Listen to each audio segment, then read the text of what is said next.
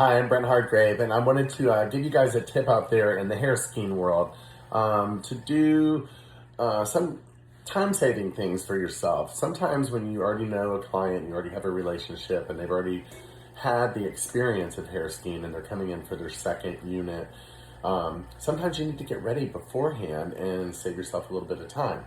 So I wanted to just show you guys a quick and easy way to take care of some of those things. First off, do remember, for your protection only, that once you do take it off the plastic cap or cut off the tag, that it's all yours. But I've already gotten permission from my client, so we are all good on that. First thing I'm going to do is go ahead and cut the tag off. No mini curl going on here. So this is an HH183 in a color number 7. First thing I'm going to do is go ahead and remove the tag. And the reason I'm making this video is because of the front hairline. The front hairline seems to be the biggest coaching that I get from my clients, because they're telling me, you know, I went someplace else and they just gave me this super straight, hard line, and I just really didn't like it, and it did make me feel like it was natural or anything. I said, oh, okay, I totally understand, I totally get it. So, you know, what are we to do? Sometimes we're supposed to use the scallop shears, sometimes we're supposed to use, you know, the, what do they call those shears? Of course, now I lose my thought. But the shears that look like jaws. You get what I mean. Anyway, I have found that by simply utilizing a razor blade to cut the front hairline makes such a beautiful difference. The realness of it, the way that it just looks on the person is so much better. So this is a poly unit, and as you see, you've got a front hairline here. I just love Hairskeen. I mean, look at this. This front hairline is incredible, amazing. So what we're going to do with it is I'm actually going to have the front hairline to the front here. That's a good place for it, huh? I'm going to utilize some of the T-pins, and because I know that I'm going to be cutting this off, I'm okay with putting it in. I don't want to put the T-pins into the unit itself. I don't want to create any kind of holes in my polyurethane, if you know what I'm saying. So we're going to go ahead and anchor down, and it really doesn't matter where you put it on the head unless you're just completely one of those people that needs to have everything just right. Well, y'all go for it. Have at it. I can work any direction anyway. Just deal with it. All right. So I am going to put 3 of these on here, and the reason why in a second, I'm putting it low on the end of the polyurethane. It's something to remember. Instead of right up against the hairline, you want it down a bit. Go ahead and pull. You know what? I think I'll go for 4. Why? Because I can. Anything that makes your job better, you can do it. So, all right, I'm gonna go for number 5. Why not? All right, so now that I have put those in, I've got the front hairline secure, and now I'm going to go ahead and I'm going to wet the unit. And I'm just using plain water.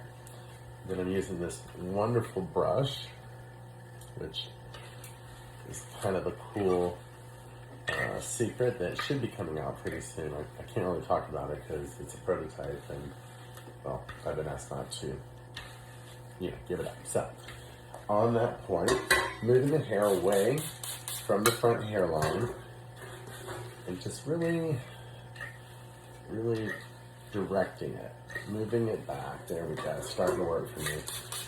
I don't want to cut into the hairline necessarily. I want to, you know, cut around it, but I want to do it in a very natural way, the way nature would do it, rather than, you know, the way that a pair of scissors would do it, and make that super duper hard line. So go ahead and isolate that area. I like to say, if you're not using a million clips, you're probably not doing it right. That's usually the way it works. All right, so laying this down so that I get a really nice palette to look at here. And we are adding a little bit more water. Enough is never enough.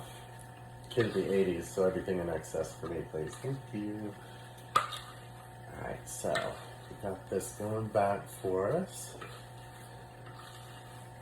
This is a good way for me to also check the unit before the client even gets here. And if I get anything, I mean, the greatest thing I love about Hairskeen is their QC. That's the quality control. I know what I'm going to get when I get it. And you guys out there know how it is.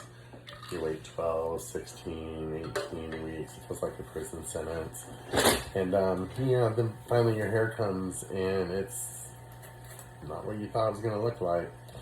Well, that's the thing I love about this. And I kind of feel that nowadays the pre-custom world is actually a great way to go, just because it's already QC'd, it's already tried and true. We know what we're going to get, and these are just such beautiful units anyway. It's just, one of those things. So I'll get off my horse. But now that I've got this all isolated out of the way, I'm right-handed, so I'm going to start with my right and work my way around left-handed. If you're a lefty, opposites direct, just do in the opposite direction. Once again, I want to make sure that I have all of this hair out of the way because I don't want any kind of speed bumps. I want to be able to completely see the work that I'm going to be doing. And here we go. Lay down, Sally. Alright, so there we go with that. So, I'm going to go ahead and remove the razor. I'm going to show you guys the razor that I'm using. It's just a feather razor, so this is not a big deal. This particular feather razor, though, is a newer version of it. I forgot what they called it, sorry. Not working for them, so here you go. But it gives me more space to cut in so that I can do the type of work that I'm about to do here. You can still obviously use it for haircuts and things of that nature, but it just gives you safety and a little bit more forgiveness and room to play in. So that's why I like that. So now that my palette is clean and ready to roll, I'm going to take off my first T-pin.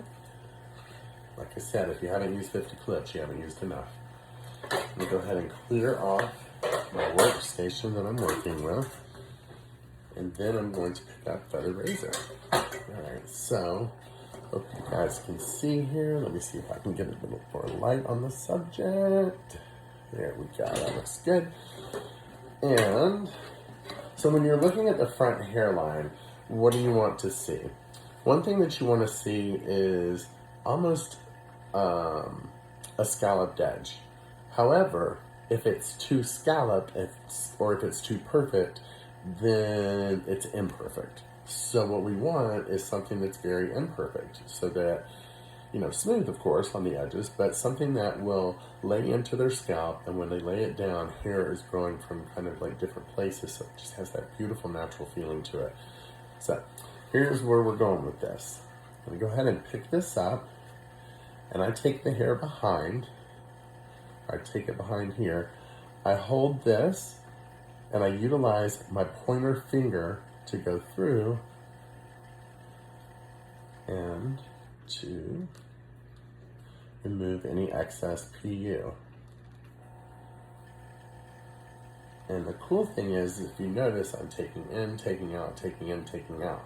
If I were to do just a solid around the block, I'd get that hard line again, and that's what they're asking me not to do for them. So, I'm going to try it from the upside down part, because sometimes it's easier to see that way. Still utilizing my pointer finger. And here we go. Ever so slightly, following the hairline. But yet, giving it just a little bit of a wiggle as I go around the turns, just so that whenever we put it on, it just has that really, really, really natural feel to it. Such a gorgeous unit. Beautiful stuff. Alright, I'm going to go ahead and take out my next T-pin. And I've got a nice grip on it from the back side here. I'm choking it. When I say choking it, it means I'm really close to the area I'm going to cut with so that I get a lot of tension, but not over tension. We don't want to pull too hard at all. We're really just holding it to direct it and to give enough tension so that the blade rides easily through it.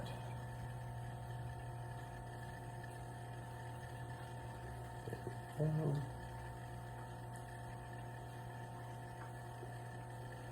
Once again, taking it out, coming back in.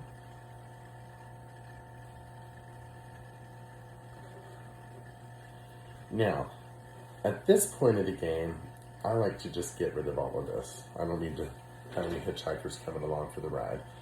Thank you for what you did for me. I appreciate you. Bye. I think that's what we're supposed to say when we get rid of stuff now, right? Right. So anyway, going back to the pointer, this is my preferred way to do it. I just wanted to show you that there are a couple ways, obviously. So I'm going back to the pointer and I'm driving it through very, very carefully right around the front hairline here. And beautiful.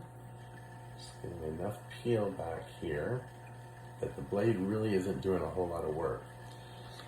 Pulling out another pin. And perfect is imperfect. Still pulling this through, pardon my pauses, but I'm an artist and y'all know how it is. It's okay to re-clean your section, kids. Remember, keep your parts clean like your mama taught you. Finishing this up, I'm going to take it around. This is the front hairline where the front meets the temple. Not Shirley or anything, but the other temple. And almost there.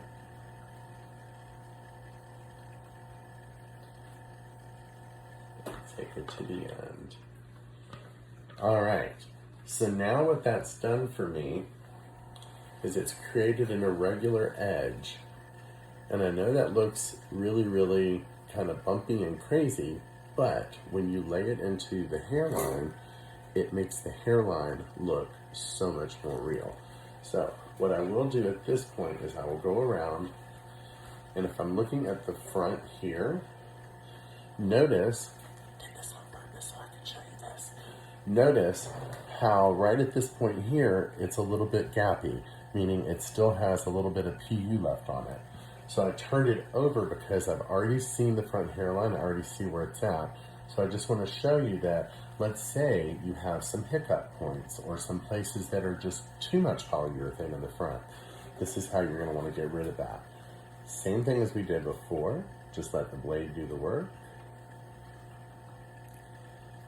Come on, blade, do the work. There we go. You got to woo it a little, you know. There we go, that looks awesome. And like I said, imperfect is very perfect. So a few irregular edges is awesome. Not too irregular, mind you, but just enough to where it looks like hair would naturally grow out of your head. Finish this up here. There we go. All right, so I hope this helps you guys out. I unfortunately won't be able to show you the after results of this because my client likes extreme privacy. We even covered the mirror up with a curtain as we need to. Whatever we need to do for them, that's what we do. But I hope this has helped you guys. You guys can get this part out of your way because, you know, that just took us a whole almost 15 minutes to do. So every little minute counts in this business, as you know. So I hope this helps. On behalf of Hairskeen and myself, I hope you guys are helping many and making happy happen all over the place. Thanks for watching. I hope you enjoyed it.